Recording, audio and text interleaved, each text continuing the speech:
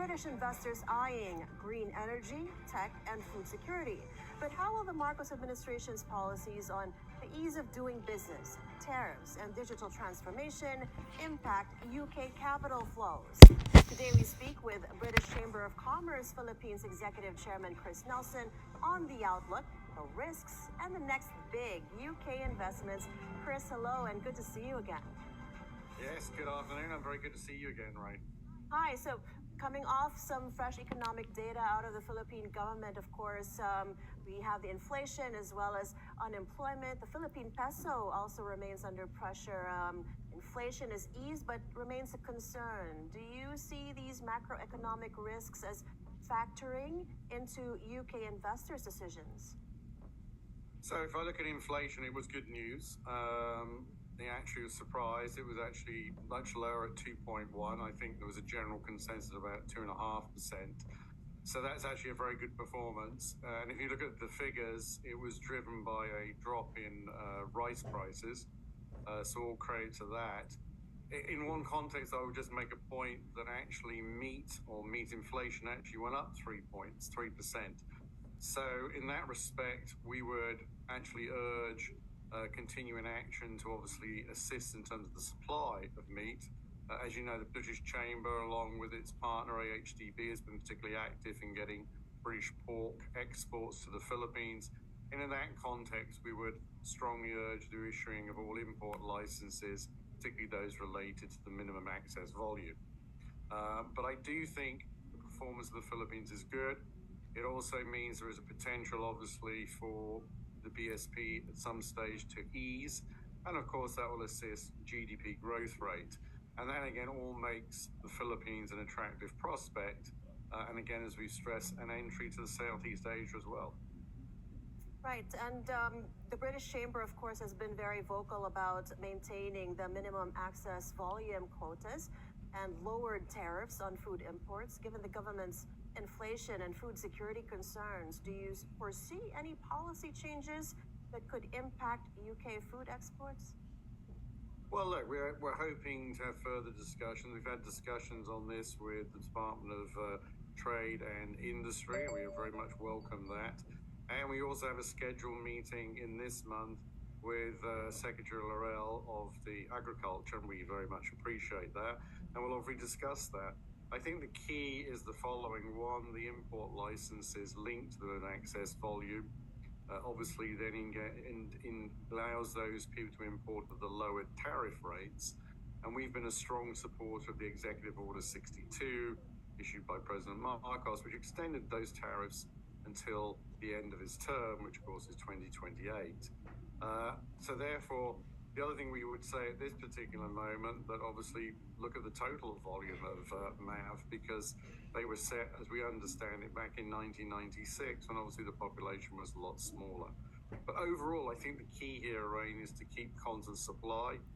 We believe, and we've supported food security, and in this context, meat is one of those. And we look forward to continue helping the Philippines with its challenge, or working to keep inflation lowered, which obviously gives a lot more flexibility to the government. Totally, we see that happening. Now, the UK remains the Philippines' 60th or largest trading partner, is that correct? With total trade at £2.8 billion as of the third quarter last year. That's about 2% lower from the previous year. Are there factors that contributed to this dip, and how do you see this trend shifting this year? I see the trend going up. I mean, 2% in the scheme of overall is probably not a lot. It probably depends on certain, shipments at that particular time. So overall, we're confident that that actual trade performance continue to grow. It's been growing. The Philippines and the UK have very good relations. I think we're now in our 78th year of diplomatic relations. That continues to grow. The actual trading ties have been upgraded, so there'll now be a joint economic committee known as JETCO, and that will actually have its first meeting, as we understand, on the 17th of March in London. And that's a reflection of how the two countries are working closer. And on that context, we'd also highlight the UK has joined CPTPP, and in that we know that the Philippines is studying that, and we would strongly urge the Philippines to also join. because that would also give an expanded territory and further assist in our trading arrangements. Touching on to the JETCO topic, the first ministerial JETCO meeting is happening this month.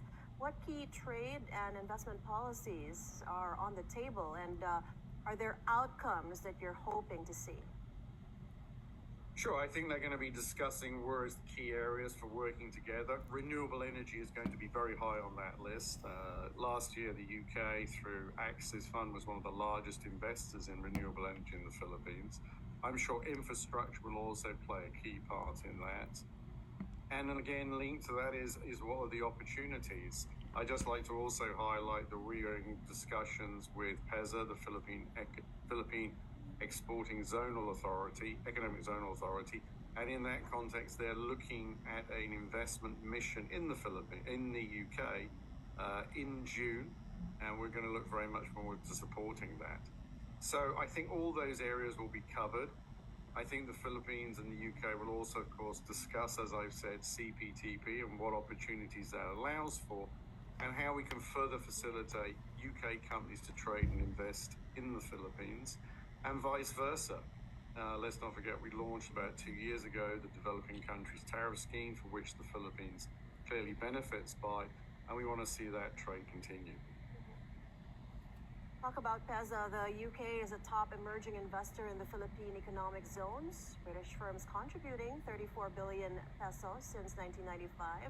Are there opportunities that the upcoming PEZA investment mission could unlock for new British businesses? Sure, I think that when they go there and we go there together, I'm sure they will highlight the opportunities that the More Create Act will give them. What are the incentives to be in PEZA, and how that will continue to develop, and what opportunities they have. And again, coming into the PEZA zone, of course, there's a commitment on the export side, but it also gives you access across into Southeast Asia. And we're working closely with Director General Panga and his team, and we're very confident this will bring more companies in. And again, highlight opportunities in the Philippines, which we've been doing consistently. And it all ties together, having the JETCO, having PEZA's investment mission, and having the work that we've been doing ourselves through our corresponding chambers of commerce in the UK. And even now, in March as well, there will be a roadshow by the UK. We're not there physically, but we've also sent, obviously, our video and our contacts. And that will also assist in highlighting the Philippines to overall investors. And that's work led by Business and Trade Department, led by, in this particular case, Martin Kent, the Trade Commissioner for His Majesty, who's based in Singapore. Is there a particular target, a specific goal in terms of British investments in the Philippines that you're targeting? Or have there been any preliminary commitments from British firms as to how many might locate here in the Philippines? I'm sure PEZA has that, and we intend to work on those details together. I think at this stage that we don't have an overall target, but we want to see the UK companies continue to grow. UK companies see the Philippines as a very interesting, dynamic market, based upon, obviously, its large, talented workforce, but also it's young and dynamic. So this will give great opportunity in certain key sectors we've also led on, which is food and beverages, but also, of course, the need of the country, as we've talked about, in renewable energy and in infrastructure, and all of that comes together. So I believe that we will have a closer or more greater feel of targets as we go and progress our discussions, but we're very excited by it, and we welcome, obviously, PEZA's view to use London and come for that investment mission in June. Among the sectors, perhaps tech and AI collaboration has risen up to be one of the more exciting ones. So with the UK Southeast Asia Tech Week in Manila coming up, where do you see the strongest potential for UK-Philippine collaboration, especially in AI and cybersecurity? Well, I would second very much. I'd like to emphasize cybersecurity. The UK has always been known as having a very strong area in cybersecurity. We have strong representation in our chamber with two British companies, that's CyberQ and NCC.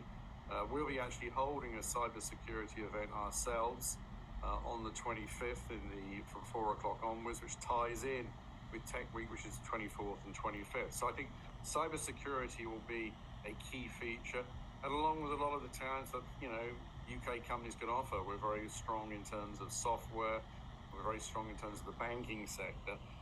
But I think cybersecurity, I have to emphasize here, and in that context, if I may say, Ray, we would strongly urge the Philippine government, which is highlighted as one of its priority legislations, to pass the Cybersecurity Act. That we think will further strengthen that area because it will encompass a lot more areas, and that will be a great benefit to the Philippines and to obviously investors and consumers.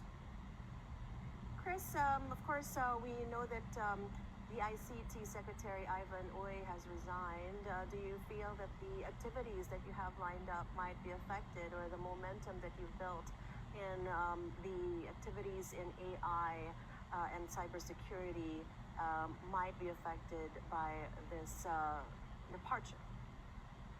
Look, I mean, we wish, obviously, Secretary Uy all the very best. Unfortunately, we can't obviously meet him at the Tech Week, but I think it won't slow that down.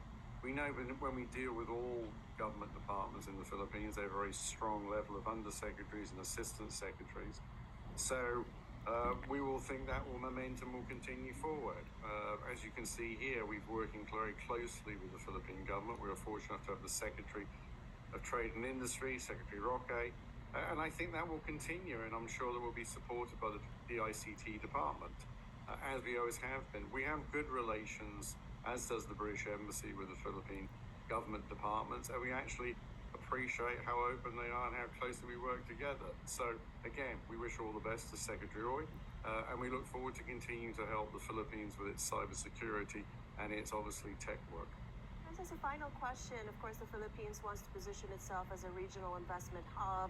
Lots of comparisons lately between the Philippines and Vietnam and Indonesia in terms of foreign investments.